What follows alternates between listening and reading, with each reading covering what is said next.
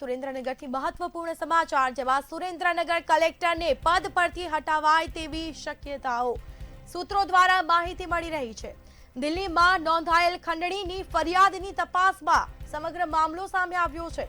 ત્યારે આ મામલો સામે આવતાની સાથે કલેક્ટરને પદ પરથી હટાવાય તેવી શક્યતાઓ તો સૂત્રો દ્વારા માહિતી પ્રાપ્ત થઈ છે। એસીબીના ફરિયાદમાં સુરેન્દ્રનગરના કલેક્ટર રાજેન્દ્ર પટેલ સહ આરોપી તરીકે દિલ્હીમાં નોંધાયેલી ખંડણીની ફરિયાદની તપાસનો મામલો સામે આવ્યો અને સમગ્ર મામલે હાલ કાર્યવાહી થઈ રહી છે, તપાસો થઈ રહી છે અને તેમાં કલેક્ટરને પદ પરથી હટાવાય તેવી શક્યતાઓ જોવા મળી રહી છે।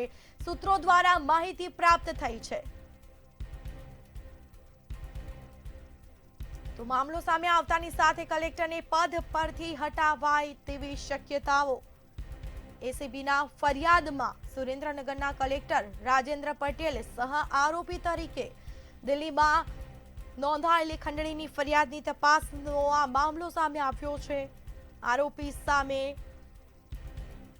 સાથે જ જે ઘટના બની છે, ઈડી દ્વારા જે તપાસો કરવામાં આવી હતી, દિલ્હીમાં નોંધાયેલી ખંડણીની ફરિયાદની તપાસનો આ મામલો સામે આવ્યો તો આ મામલો સામે આવતાની સાથે કલેક્ટરને પદ પરથી હટાવાય તેવી શક્યતાઓ સૂત્રો દ્વારા માહિતી મળી છે। એસીબીના ફરિયાદમાં સુરેન્દ્રનગરના કલેક્ટર રાજેન્દ્ર પટેલ સહ આરોપી તરીકે છે।